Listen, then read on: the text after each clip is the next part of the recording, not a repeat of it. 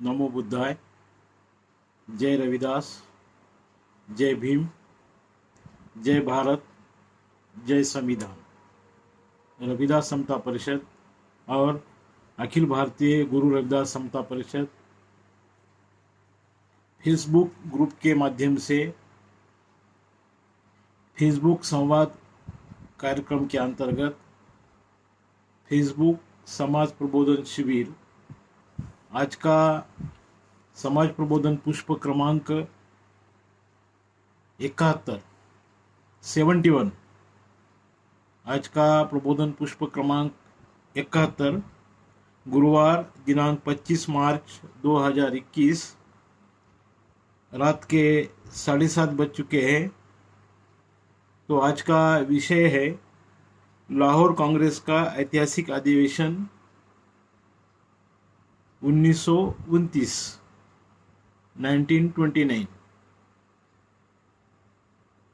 1929 में लाहौर में, आज पाकिस्तान में है लाहौर, तो तत्कालीन अखंड भारत के लाहौर सिटी में रावी नदी के तट पर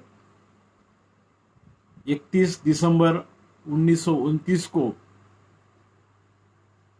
लाहौर शहर में कांग्रेस का अधिवेशन हुआ। इस संबंध में आज के इस प्रबोधन शिविर में हम जानकारी लेंगे। तो साथियों, मैं इंजीनियर चंद्र प्रकाश गंगाधरराव देगलूरकर, संस्थापक अखिल भारतीय गुरु रविदास समता परिषद, अखिल भारतीय बहुजन समता परिषद, राष्ट्रीय महासचिव, नेशनल भीम आर्मी, बहुजन एकता मिशन, महाराष्ट्र प्रदेश मुख्य प्रवक्ता, चर्मकार ऐक्य परिषद और महाराष्ट्र प्रदेश अध्यक्ष स्वतंत्र मजदूर कामगार संगठना महाराष्ट्र। तो आज यह कांग्रेस का जो अधिवेशन 31 दिसंबर 1929 को लाहौर में हुआ, तो इस संबंध में हम जानकारी देना चाहते हैं। वैसे हमें कांग्रेस से कोई या किसी राजनीतिक दल से कोई मतलब नहीं है, लेकिन देश के स्वतंत्रता पूर्व कांग्रेस ने 1885 से जो संगठन चलाया, जो आंदोलन चलाया, तो उसके लगभग 44 वर्ष बाद पंडित जवाहरलाल नेहरू की अध्यक्षता में एक नए सोच के, स्वतंत्र विचारधारा के और वैज्ञानिक सोच रखने वाले पंडित जवाहरलाल नेहरू के अध्यक्षता में यह कांग्रेस का राष्ट्रीय अधिवेशन हुआ। तो यहाँ पर बहुत सी बातें हुई जिसकी चर्चा करना मैं प्रासंगिक समझता हूँ, और सामाजिक संदर्भों में भी यह अधिवेशन महत्वपूर्ण है, क्योंकि इसी अधिवेशन में देश को आज़ाद करने की घोषणा की गई और 26 जनवरी 1930 को स्वतंत्रता दिन मनाने की भी घोषणा की गई। और उसी दिन रात के 12 बजे लाहौर के रावी नदी के तट पर नेहरू ने तिरंगा झंडा फहराया।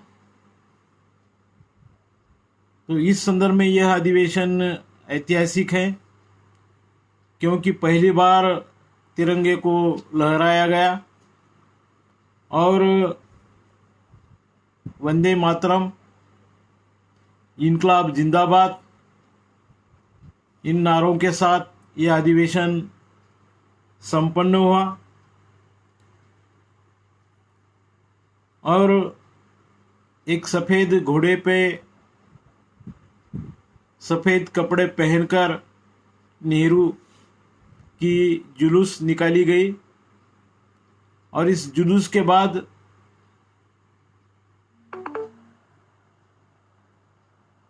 इस अधिवेशन में पूर्ण स्वराज्य या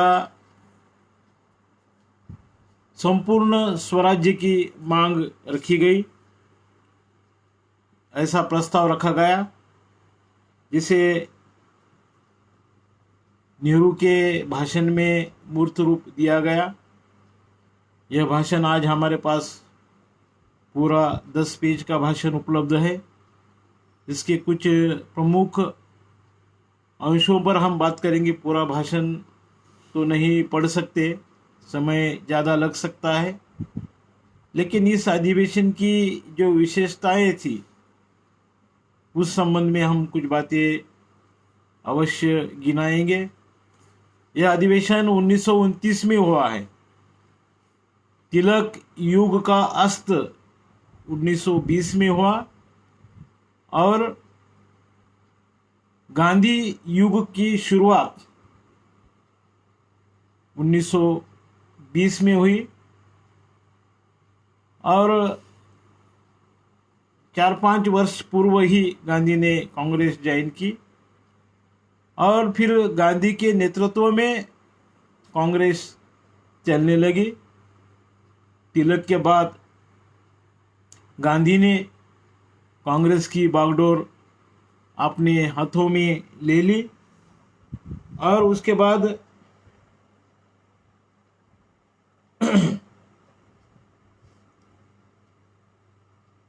1885 में कांग्रेस की स्थापना हुई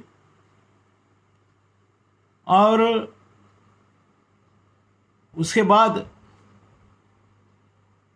भारत के स्वतंत्रता के बारे में लगभग 44 वर्ष के बाद सोचा गया और हर वर्ष 26 जनवरी को ही स्वतंत्रता दिन मनाने की घोषणा की गई और जब देश को 1947 में आज़ादी मिली तब इस देश का कामकाज 26 जनवरी 1950 से शुरुआत की गई। तो 26 जनवरी को गणतंत्र दिन माना गया और 15 अगस्त 1947 को देश आज़ाद हुआ, इसलिए 15 अगस्त को स्वतंत्रता दिवस। हालांकि 1929 के लाहौर अधिवेशन में 26 जनवरी 1930 से ही देश को आज़ाद घोषित करते हुए 26 जनवरी को हर साल स्वतंत्रता दिन मनाने की घोषणा की गई। लेकिन उसके बाद बहुत सारी घटनाएं हुई, तो इस संबंध में हमें विस्तार से सोचना है। महेश फुल पगार का स्वागत है और भी कोई बहुत से लोग देख रहे हैं, तो कमेंट बॉक्स में आकर अपनी प्रतिक्रिया अवश्य दे। तो यह जो अधिवेशन हुआ, तो इस अधिवेशन में देश के बारे में सोचा गया, आज़ादी के बारे में सोचा गया, लेकिन देश में जो अछूत, अस्पृश्य या पिछड़े जाति के लोग थे, इसके बारे में इसमें नहीं सोचा गया। पेरियार रामास्वामी नायकर ने कांग्रेस में 1926 तक काम किया।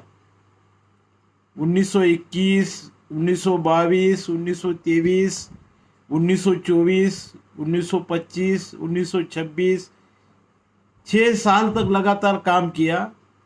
तमिलनाडु प्रदेश के कांग्रेस के अध्यक्ष भी पेरियार रामास्वामी नायकर बने थे और उनकी अध्यक्षता में भी एक मद्रास में कांग्रेस का अधिवेशन संपन्न हुआ।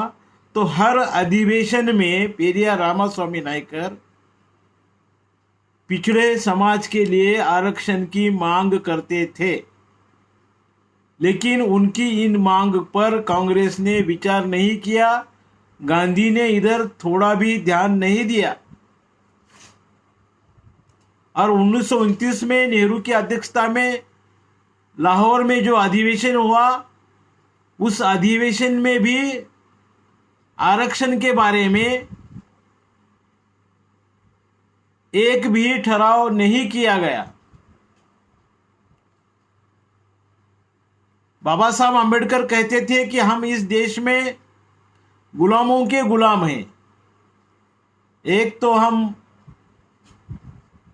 ब्राह्मणों के गुलाम हैं और दूसरे अंग्रेजों के गुलाम हैं। तो हम इस देश में डबल गुलाम हैं, गुलामों के गुलाम हैं। तो इस लाहौर के अधिवेशन में एक गुलामी से आज़ाद होने की बात कही गई, अंग्रेजों से आज़ादी की बात कही गई, लेकिन ब्राह्मणों के जो हम गुलाम हैं उसके बारे में इस अधिवेशन में नहीं सोचा गया। और इस संबंध में बाबा साहब आंबेडकर ने ब्रिटिश गवर्नमेंट पर दबाव डालना चालू किया था और हमारे बारे में इस देश में सोचा जाएगा या नहीं, देश को आज़ादी मिलेगी लेकिन हमको आज़ादी मिलेगी या नहीं, स्वतंत्र भारत में हम गुलाम ही रहेंगे क्या। इस संबंध में बाबा साहब ने सोशल मूवमेंट चालू की। पेरियार रामास्वामी ने कांग्रेस में रहते हुए इस मांग को कई बार उठाया, वाइकोम का सत्याग्रह किया, तमिलनाडु में मंदिर की ओर जाने वाले रास्तों पर दलितों को, पिछड़ों को, अस्पृश्य समाज को चलने की अनुमति नहीं थी। इसके खिलाफ कांग्रेस में रहते हुए पेरियार रामास्वामी नायकर ने आंदोलन किया,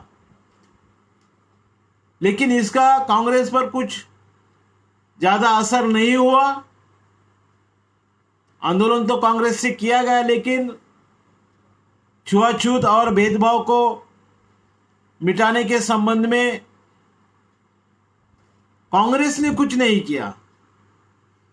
बाद में यह बात कोर्ट में गई, फिर मद्रास गवर्नमेंट ने वाइकोम सत्याग्रह की दखलंदाजी की और अस्पृश्यता को मिटाने का कानून बनाया गया। लेकिन कांग्रेस का क्या योगदान है अस्पृश्यता मिटाने के लिए? बाबा साहब ने ब्रिटिश हुकूमत के सामने अपना दुखड़ा कई बार पेश किया, इसलिए लंदन से बाबा साहब को गोलमेज परिषद में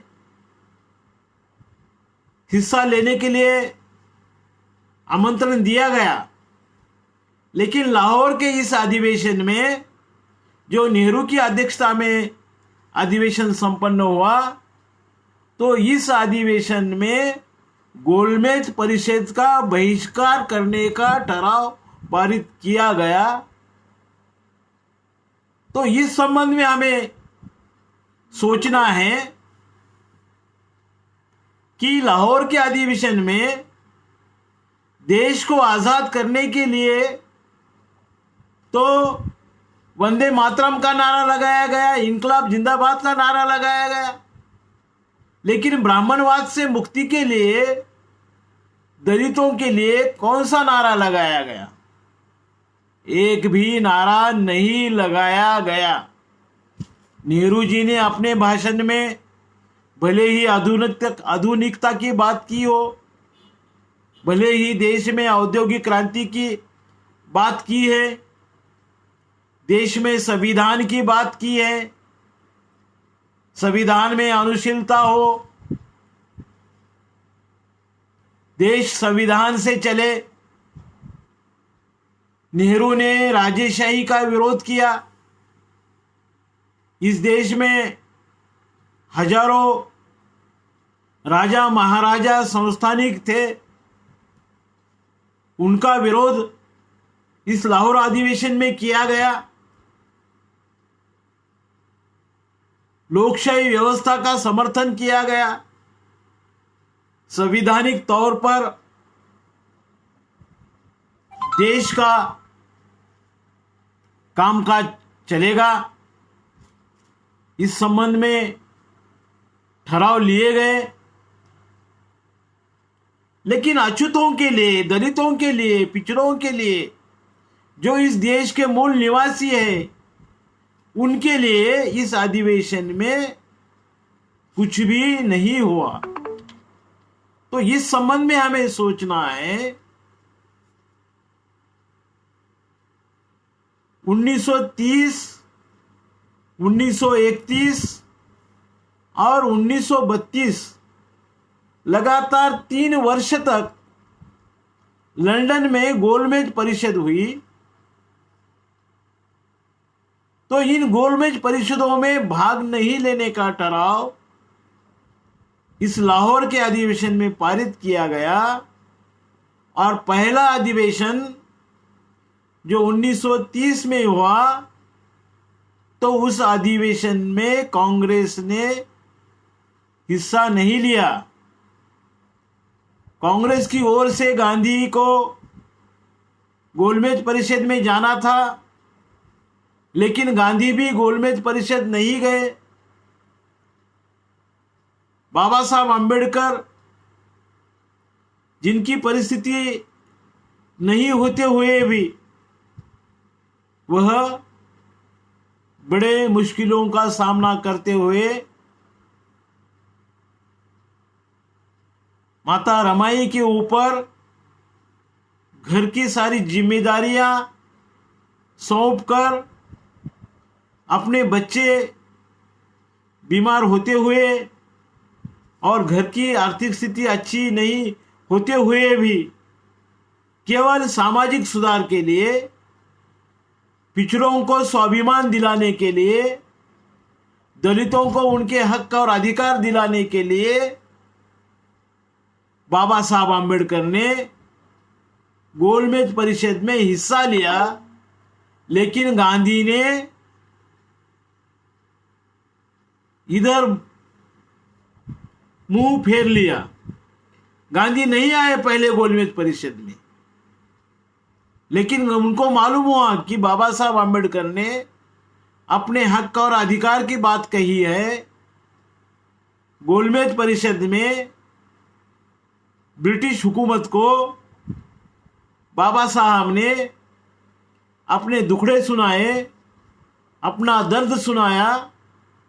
गांधी को यह बात मालूम होते हुए फिर वह तिलमिला उठे और दूसरे गोलमेज परिषद में केवल बाबा साहब का विरोध करने के लिए गांधी और उनकी कांग्रेस की टीम गोलमेज परिषद में शामिल हुई। और फिर दूसरे गोलमेज परिषद में बाबा साहब ने दलितों के लिए, बैकवर्ड क्लास के लिए, शेड्यूल कास्ट के लिए स्वतंत्र मतदार संघ की मांग रखी, जिसका विरोध गांधी ने किया। गांधी नहीं चाहते थे कि दलित स्वतंत्र रूप से चुनकर लोकसभा या विधानसभा में अपना प्रतिनिधित्व कर सके। गांधी को यह बात मंजूर नहीं थी। इसलिए 1932 में तीसरे गोलमेज परिषद के बाद जो स्वतंत्रता का कानून बना, इंडिया एक्ट बना, तो गांधी ने इस स्वतंत्र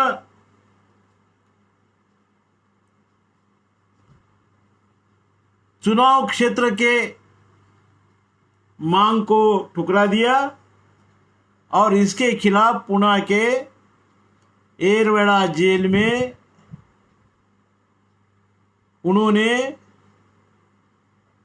20 सितंबर से आमरण अनशन चालू किया 1932 में, और बाबा साहब पर दबाव डाला गया। पूरे देश में नेहरू, डॉक्टर राजेंद्र प्रसाद, सरदार वल्लभ भाई पटेल, इन्होंने बाबा साहब पर दबाव डाला और मजबूरीवश 24 सितंबर 1932 को डॉक्टर भीमराव जी अंबेडकर को पुनः करार करना पड़ा, जिसके तहत उन्हें स्वतंत्र मतदार संघ पर, चुनाव क्षेत्र पर पानी फेरना पड़ा। फिर भी बाबा साहब ने कांग्रेस के साथ और गांधी के साथ कुछ बातों पर करार कर लिया, जिससे दलितों के लिए बहुत सारे हक और अधिकार मिले हैं। और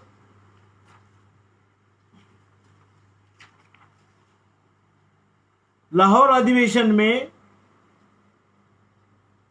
कांग्रेस ने जो संपूर्ण स्वराज्य का नारा दिया था,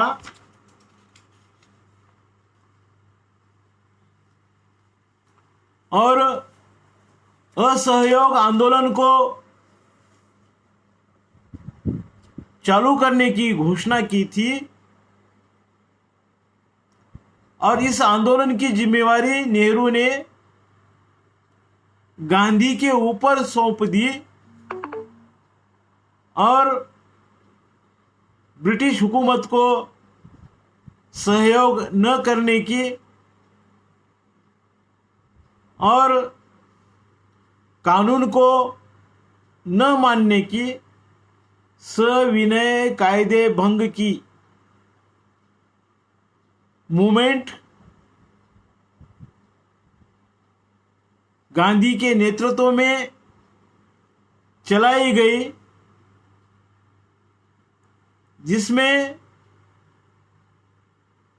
लाला लाजपत राय,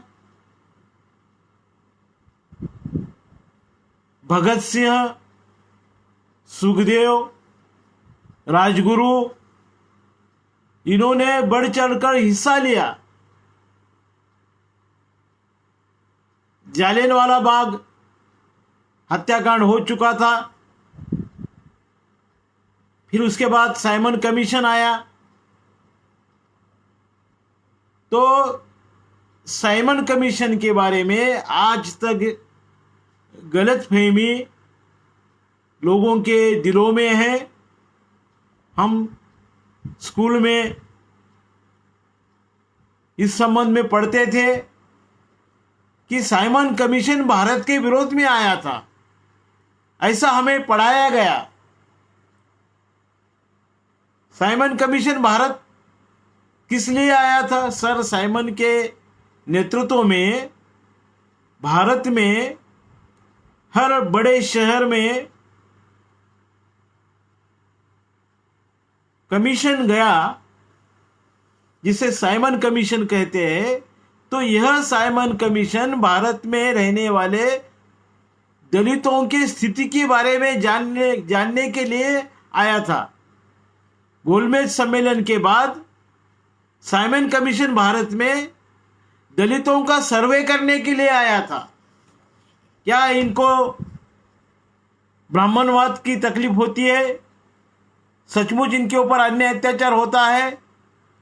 इस संबंध में जांच करने के लिए साइमन कमीशन भारत में आया था, लेकिन लाला लाजपत राय जैसे लोगों ने गांधी के बहकावे में आकर साइमन कमीशन का विरोध किया, यानी दलितों का विरोध किया।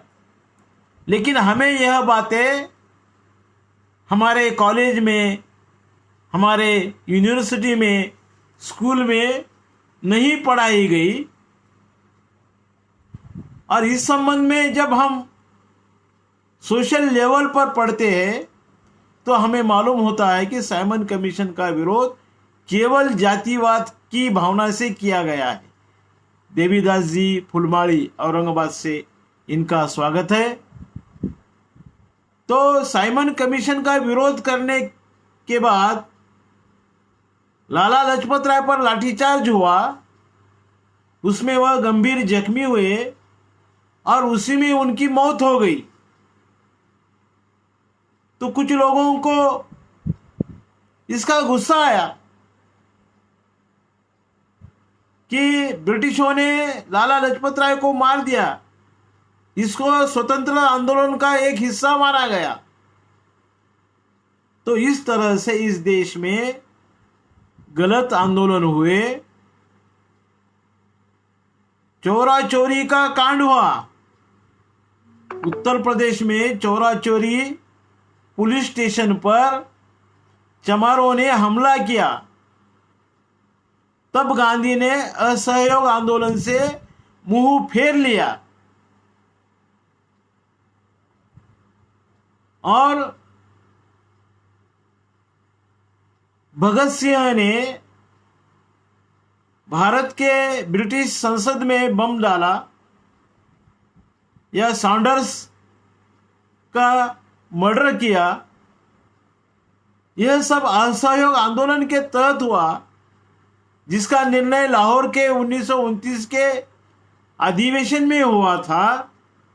असहयोग आंदोलन करने की जिम्मेवारी नेहरू ने गांधी को सौंपी थी और उसको मद्देनजर रखते हुए असहयोग आंदोलन पूरे देश में हो रहा था। जो आजादी के लिए एकदम अच्छा माहौल बन रहा था, लेकिन इसमें दलित, शोषित, पिछड़े समाज की ताकत बढ़ रही थी। वो इस आंदोलन में हिस्सा ले रहे थे और उनका नाम हो रहा था। यह केवल जातिवाद की भावना से प्रेरित होने से गांधी और उनकी टीम को यह बात रास नहीं आई और उन्होंने असहयोग आंदोलन से मुंह फेर लिया। जो लाहौर के अधिवेशन में ठहराव पारित किया गया था कि असहयोग आंदोलन से, सविनय कायदे भंग के आंदोलन से ब्रिटिश हुकूमत को भारत छोड़ने के लिए मजबूर किया जा सके और ताकि जल्दी से जल्दी देश आज़ाद हो सके, इसलिए रात को 12 बजे रावी नदी के तट पर नेहरू ने तिरंगा झंडा फहराया। और जो लोग आज राष्ट्रवाद की बात कहते हैं, जो लोग आज सच्चे देशभक्त होने की दुहाई देते हैं, तो उन्हीं लोगों ने 1929 में नेहरू ने जो तिरंगा लहराया था, तो उस तिरंगे को विरोध किया, तिरंगे का विरोध किया, 3 रंगे के झंडे का विरोध किया। केसरी, सफेद और हरा, यह 3 रंग का राष्ट्रीय ध्वज स्वीकार करते हुए लाहौर अधिवेशन में बीच में जो सफेद रंग होता है उसमें चरखे की निशानी, ऊपर केसरी रंग जिसे भगवा कहते हैं, बीच में सफेद रंग और अंत में हरा रंग। तो ऐसा ध्वज फहराने के बाद आज जो राष्ट्रवाद की दुहाई देते हैं उन लोगों ने उस समय तिरंगे का विरोध किया था। इस बात पर भी हमें सोचना है। कुछ लोग चाहते थे कि देश का झंडा एक ही केसरी रंग का होना चाहिए, यानी भगवे रंग का देश होना चाहिए, झंडा होना चाहिए, क्योंकि यह देश हिंदुओं का देश है, यह हिंदुस्तान है। ऐसे कुछ लोगों की आज भी सोच बनी हुई है। लेकिन भारत में विविधता है।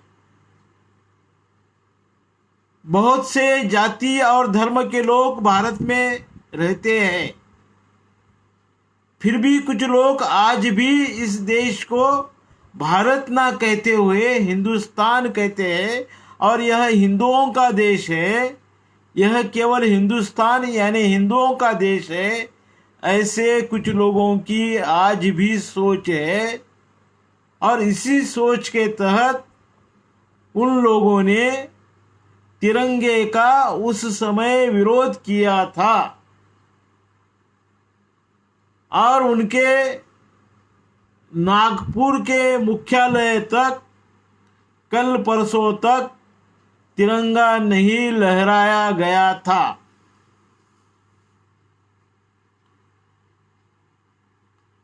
कुछ लोगों ने मदरसों पर तिरंगा लहराने की मुहिम कुछ वर्ष पूर्व इस देश में चलाई। तो उन लोगों से मैं पूछना चाहता हूं कि मुस्लिम मदरसों पर तिरंगा लहराने के पीछे आपका क्या मकसद है? क्या तिरंगे से आप सचमुच प्यार करते हैं? सचमुच आपको तिरंगे की जो 3 रंगों की जो योजना है क्या आपको पसंद है? नहीं, आपको केवल एक ही रंग पसंद है और एक ही रंग के लिए आप काम करते हैं। लेकिन दूसरों को चिढ़ाने के लिए आप तिरंगा मुसलमानों के स्कूलों पर लहराने की बात कहते हैं और अपने मुख्यालय पर तिरंगा नहीं लहराते, नहीं फहराते। ऑर्गेनाइजर यह इन लोगों का अंग्रेजी अखबार है, तो उस अखबार में तिरंगे के खिलाफ बहुत सारा लिखा गया है। यह वास्तविक बातें हैं, ऐतिहासिक बातें हैं। इसके लिखित दस्तावेज आज भी हमें मिलते हैं और बाद में इस देश को आज़ादी मिलने के बाद संविधान सभा में इसी तिरंगे पर राष्ट्रध्वज के नाम से मुहर लगाई गई, जो 1929 में लाहौर में कांग्रेस का अधिवेशन हुआ। उसका यह फलित है कि तिरंगे को राष्ट्रध्वज की मान्यता मिल गई। सिर्फ चरखे की जगह बाबा साहब डॉक्टर भीमराव अंबेडकर की वजह से इस तिरंगे पर चरखे की बजाय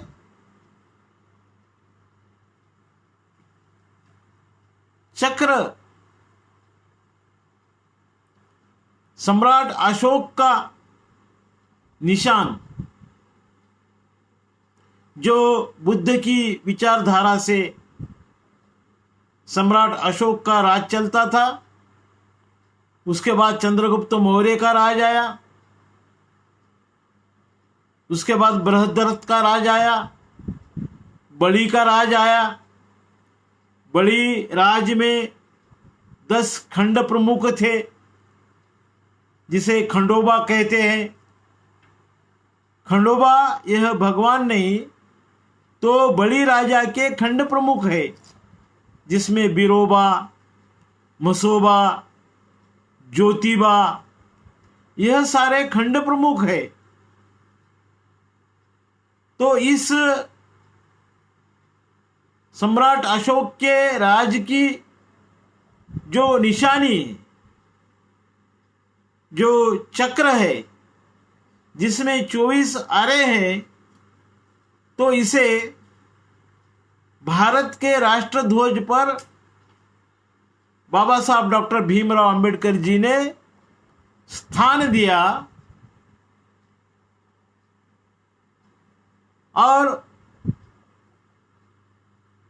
अभी तक यह अशोक चक्र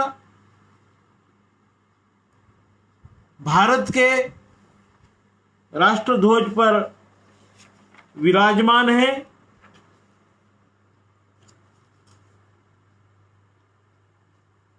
बाबा साहब डॉक्टर भीमराव अंबेडकर की यह देश को एक बड़ी देन है, क्योंकि यह बुद्ध का देश है, यह सम्राट अशोक का देश है। और मान्यवर कांशीराम साहब कहते थे कि मेरे सपनों का भारत सम्राट अशोक का भारत होगा। संजय जी खामकर का रविदास समता परिषद ग्रुप में स्वागत है। तो मान्यवर कांशीराम साहब कहते थे कि यह देश मेरे सपनों का भारत सम्राट अशोक का भारत होगा। तो उस सम्राट अशोक की निशानी जो अशोक चक्र है, बाबा साहब डॉक्टर भीमराव अंबेडकर की बदौलत जो राष्ट्रध्वज पर अंकित की गई है। लाहौर में जो कांग्रेस का अधिवेशन हुआ, उस अधिवेशन ने तिरंगे को मंजूरी दी, लेकिन संविधान सभा में तिरंगे के ऊपर अशोक चक्र को जोड़ा गया। गांधी ने देश को आजाद दिलाने के लिए विदेशी वस्तुओं पर बहिष्कार डालने के लिए विदेशी वस्त्र ना पहनने का आह्वान किया था। और स्वदेशी उत्पादन का प्रतीक जो चरखा था, तो उसको तिरंगे पर स्थान दिया था। लेकिन यह देश बुद्ध का देश है, यह देश चंद्रगुप्त मौर्य का देश है, यह देश सम्राट अशोक का देश है, यह देश राजा बृहद्रथ का देश है, यह देश बली राजा का देश है। तो इसलिए इस देश की निशानी इस राष्ट्रध्वज पर तिरंगे के ऊपर अशोक चक्र को स्थान दिया है। और इसमें 24 आरे हैं, तो 24 दिशाओं में यह देश उन्नति करे, प्रगति करे। हर क्षेत्र में यह देश आगे आए, इस उद्देश्य से इस चक्र को गतिमान बनाए रखना, इस चक्र को हमेशा घूमते हुए रखना, यह हमारी जिम्मेवारी बनती है। हर भारत के नागरिक की यह जिम्मेवारी बनती है और नेहरू ने 1929 के लाहौर अधिवेशन में जो विस्तार पूर्वक अपने विचार रखे और वह इस देश को आधुनिक देश बनाना चाहते थे, तो इस संबंध में औद्योगिक क्रांति का प्रतीक भी यह अशोक चक्र बन गया है। आज देश में विज्ञान और तकनीक, औद्योगिक क्रांति, फ्रांस और रशिया के क्रांति के बाद भारत में भी औद्योगिक क्रांति बड़े पैमाने पर हुई है। जो सपना नेहरू ने व्यापक तौर पर लाहौर के अधिवेशन में देखा था, भारत अंग्रेजी हुकूमत से आज़ाद होने के बाद आत्मनिर्भर बने,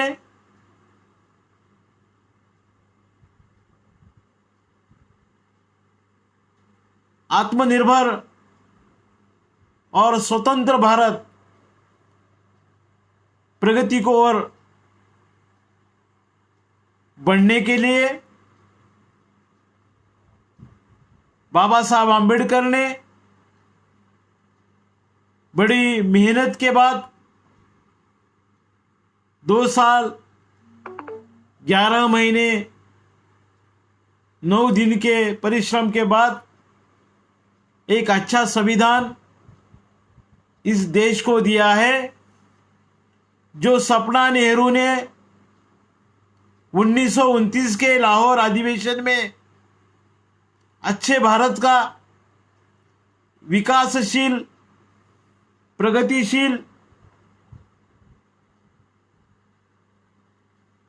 देश का जो सपना देखा गया, लाहौर अधिवेशन में जो बातें कही गई, तो वैसा ही संविधान इस देश को चलाने के लिए बाबा साहब डॉक्टर भीमराव जी अंबेडकर ने इस देश को दिया है।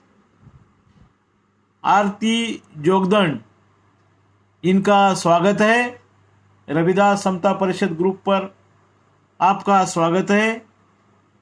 देवीदास फुलमाड़ी अखिल भारतीय गुरु रविदास समता परिषद पर फेसबुक ग्रुप पर आपका स्वागत है। तो कांग्रेस का जो 1929 का लाहौर का अधिवेशन है, तो यह अधिवेशन बेसिक तौर पर सोचने पर मूलभूत समस्याओं पर इस अधिवेशन में व्यापक तौर से विचार किया गया। सिर्फ दलितों के बारे में नहीं सोचा गया। नेहरू से यह अपेक्षा नहीं की जा सकती, वह आज़ाद ख्यालात के थे, लेकिन उच्च वर्णीय होने की वजह से दलितों की संवेदना से उनकी संवेदना मेल ना खाती हो, लेकिन फिर भी आगे आगे जब उनका पहला मंत्रिमंडल बना, गांधी ने देश आज़ाद होने के बाद नेहरू को प्रधानमंत्री बनने की जिम्मेवारी सौंप दी। जीना जैसे कुछ लोगों ने इसका विरोध किया, तो गांधी ने देश को बंटने दिया, लेकिन नेहरू को हटने नहीं दिया। नेहरू को ही प्रधानमंत्री बनाया। फिर उनके अगुवाई में मंत्रिमंडल बना। तो उस मंत्रिमंडल में कानून मंत्री बनने का अवसर बाबा साहब डॉक्टर भीमराव जी आम्बेडकर को दिया गया और उनके नेतृत्व में फिर भारत में बहुत से सुधार करने वाले कानून लाए गए, जिसमें बाबा साहब ने महिलाओं के सुधार के लिए हिंदू कोड बिल संसद में पेश किया। नेहरू को और उस समय के पहले राष्ट्रपति डॉक्टर राजेंद्र प्रसाद को, देश के संरक्षण मंत्री सरदार वल्लभ भाई पटेल को मनुवादी सोच के होने के नाते उनको महिलाओं के सुधार के संबंध में बाबा साहब ने जो हिंदू कोड बिल संसद में लाया, तो उस समय इसे मंजूर नहीं होने दिया गया। इस वजह से बाबा साहब ने अपने कानून मंत्री पद से इस्तीफा दे दिया। फिर उसके बाद कुछ समय बीतने के बाद यह कानून फिर से संसद में आया और महिलाओं के लिए कुछ अच्छे नियम पारित हो गए। तो यह बाबा साहब की बदौलत ही महिलाओं को आज़ादी मिली, अस्पृश्य समाज को उनके हक और अधिकार मिले। जो जो बातें नेहरू ने लाहौर के अधिवेशन में कही, उसे प्रैक्टिकल में लाने के लिए अच्छा कानून, अच्छा संविधान बनना जरूरी था, जो बाबा साहब डॉक्टर भीमराव अंबेडकर की बदौलत यह संपन्न हुआ।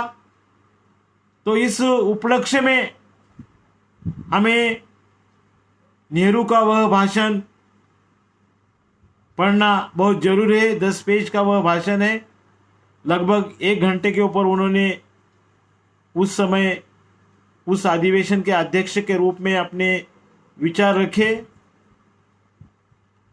तो उन विचारों के अनुसार इस देश को एक अच्छा संविधान डॉक्टर बाबा साहब भीमराव जी आम्बेडकर ने दिया और उस हिसाब से आज यह देश चल रहा है। लेकिन कुछ लोगों की मंशा आज भी यह कभी कभी जाहिर होती है कि उन लोगों को यह कानून, यह संविधान रास नहीं आता, वह फिर भी हिंदू राष्ट्र बनाना चाहते हैं, हिंदुस्तान राम राज्य बनाना चाहते हैं। लेकिन जब तक यह संविधान है और संविधान को मानने वाले लोग हैं, तो इन जो फुटिरतावादी लोग हैं उनकी कुछ भी नहीं चलने वाली है। हमें संविधान का संरक्षण करना है, संविधान की रक्षा के लिए हमें डटकर खड़ा रहना है। तो साथियों,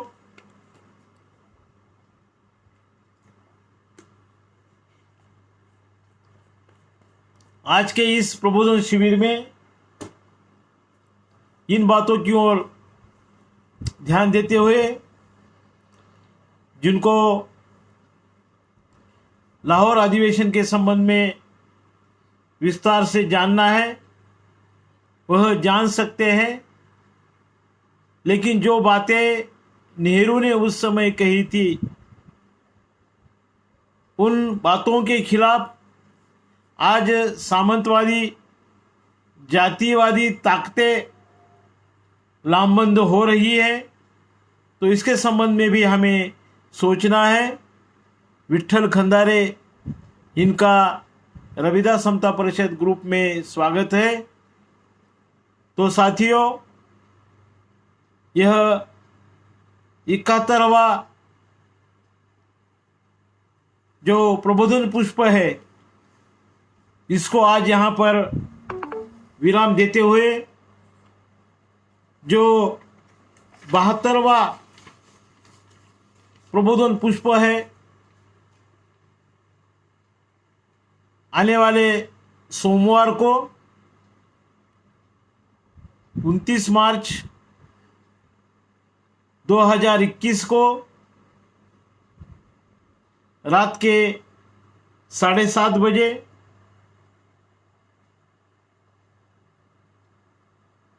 प्रबोधन पुष्प क्रमांक 72 में हम खालसा पंथ स्थापना, सिखों का जो खालसा पंथ बना है अलग से 1699 में 30 मार्च 1699 को खालसा पंथ की स्थापना हुई है। तो इस संबंध में खालसा पंथ के बारे में हम विस्तार से आपको जानकारी देना चाहते हैं और उसके साथ ही सिखों के दूसरे गुरु अंगद देव, इनका 31 मार्च यह स्मृति दिन है। 31 मार्च 1504 को उनकी मृत्यु हो गई थी। तो खालसा पंथ स्थापना दिन के साथ साथ ही हमें गुरु अंगद देव इनके कार्य के बारे में भी जान लेना जरूरी है। तो हम मिलते हैं प्रबोधन पुष्प क्रमांक 72 में आने वाले सोमवार को 29 मार्च 2021 रात के 7:30 बजे। तो रविदास समता परिषद और अखिल भारतीय गुरु रविदास समता परिषद यह लॉकडाउन के समय में 9 जुलाई 2020 से 2 फेसबुक ग्रुप बनाए गए हैं। तो इस फेसबुक ग्रुप को आप ज्वाइन करें, लाइक करें, शेयर करें। यह जो प्रबोधन शिविर आज तक 72 प्रबोधन शिविर लगातार पेश किए गए हैं, यह एक इतिहास प्रबोधन शिविरों का बनाया गया है। तो इन शिविरों को आप सुनते हैं, आप प्रतिक्रिया भी देते हैं, कमेंट बॉक्स में हम इनको पढ़ते हैं। चंद्रकांत जाधव अभी उन्होंने अंत में प्रश्न पूछा कि या माहितीच्या आजच्या समस्यांशी काय संबंध आहे। तो गोलमेज के परिषद के संबंध में, हमारे आरक्षण के संबंध में जो भूमिका लाहौर के अधिवेशन में रखी गई, तो उस संबंध में इसका महत्व है। हमें यह जरूरी लगता है कि हमारे बारे में क्या सोचा गया था, उस संबंध में यह जान लेना जरूरी है। इस संबंध में हमने यह विषय रखा है। आप हमेशा कुछ न कुछ टेढ़े सवाल करते हैं, कोई बात नहीं, हमें कुछ फर्क नहीं पड़ता है। तो इन शिविरों को आप सुनते हैं तो इनको आप लाइक कीजिए और शेयर कीजिए। जितने भी आपके फेसबुक में ग्रुप है, ये सारे ग्रुपों के ऊपर आप इन शिविरों को शेयर कीजिए, लाइक कीजिए और ये ग्रुप में आपके जो मित्र हैं, परिवार के लोग हैं या आपके जो संबंधी हैं, सोशल वर्कर्स हैं, इन सब को आप इन ग्रुप में सभासद के रूप में ज्वाइन कीजिए। धन्यवाद। नमो बुद्धाय। जय रविदास, जय भीम, जय भारत, जय संविधान। अगले प्रबोधन पुष्प क्रमांक 72 में हम मिलते हैं। आने वाले सोमवार को 25 मार्च 29 मार्च 2021 को रात के 7:30 बजे, हर गुरुवार और हर सोमवार रात के 7:30 बजे रविदास समता परिषद और अखिल भारतीय गुरु रविदास समता परिषद फेसबुक ग्रुप के माध्यम से सप्ताह में 2